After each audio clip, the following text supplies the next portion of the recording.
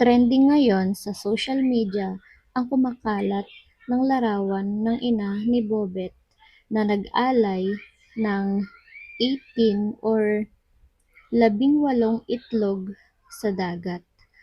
Ano nga ba ang ibig sabihin na ito? At ano ang ritual na ito? Base po sa aking na-research, ang itlog sa ating mga paniniwala ay pangunahing sumisimbolo sa buhay at pagkabuo. Dala nito ang buong potensyal ng pag-iral. Pangalawa, paglilinis at pagpapalaya. Ginagamit ito upang alisin ang bigat, alalahanin o hindi natapos na gawain. Pangatlo, paglipat at pagtawid. Tanda na nakapagpatuloy na ang kaluluwa patungo sa kapayapaan. At ito ay kumpletong pagpapalaya. Sa paniniwalang Pilipino, ang 18 ay katumbas ng pagtatapos ng isang siklo at pag-alis sa lahat ng pagkakatali sa lupa. Ibig sabihin, walang naiwang bigat, utang o hinanakit si Rene. Malaya na siya ng lubusan. Ito rin ay isang walang hanggang kapayapaan. Sa numerolohiya at pananampalataya, ang 18 ay tanda ng pagtatagumpay laban sa pagsubok kahit hindi pa tapos ang mga usapin dito sa lupa. Payapa na ang kanyang kaluluwa at hindi na siya nababagabag. Ang 18 itlog na inalay ay mensahe ng pagmamahal at pagpapaalam. Rene, binibigyan ka namin ng buong kalayaan. Malinis ka na, buo ka na, at hindi mo na kailangang pasanin pa ang mga laban dito sa lupa. Nasa maayos at payapa ka ng lugar. Ito ay magandang tanda. Ibig sabihin ay ginagaan ng langit at ng mga inalay ang kanyang pagtawid at tinatanggap na siya ng buong puso. May ibang paniniwala din ang ritual na ito na ginawa sa tabing dagat ay isang uri ng pag-aalay o paghihiganti sa pamamagitan ng katutubong paniniwala.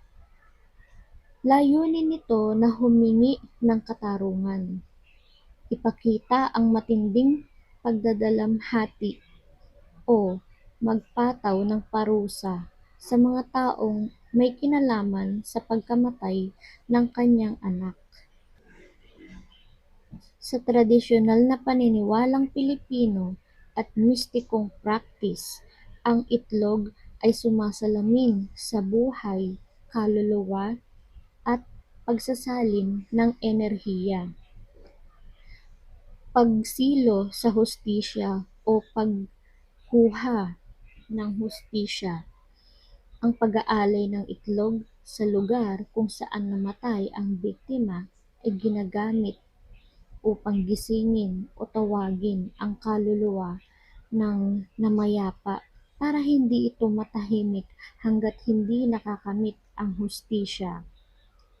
Sa ilang marahas na ritual, ang bilang na 18 itlog ay maaaring itugma sa edad ng biktima o kaya ay may numerolohikal na kahulugan na nagpapakita ng kumpletong siklo ng buhay na pinutol.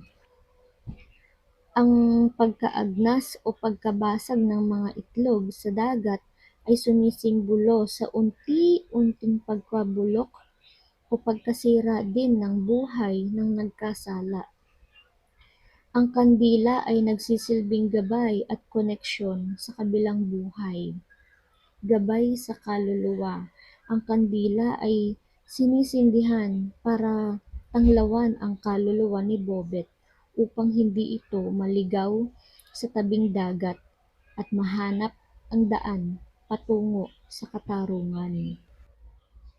Ang dalawang kandila ay madalas kumakatawan sa dalawang magkaibang mundo, ang mundo ng mga buhay at mundo ng mga patay na nagkakaisa sa iisang hiling na hustisya. Sa mas madilim na aspekto ng ritual, ang dalawang kandila ay maaaring ialay para sa dalawang magkaibang puwersa. Halimbawa, ang tagapagtanggol at ang tagapagparusa. Ang dalawang kandila ay malinaw na kumakatawan sa dalawang buhay na nawala sa dalampasigan na sina Bobet Baterbunya at Divine Adili. Bakit sa tabing dagat ginawa? Dahil doon namatay or pinaslang si Bobet at si Divine.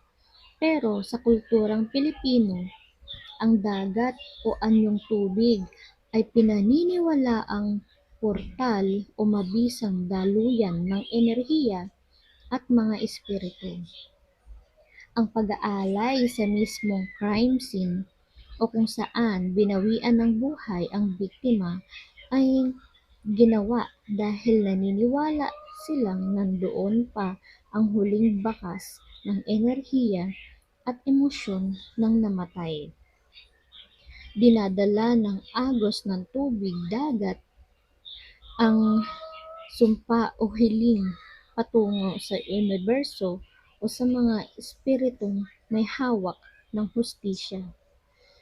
Ang ritual na ito ay pisikal na pagpapakita ng matinding galit at pagdadalamhati ng isang ina na nananawagan ng katarungan.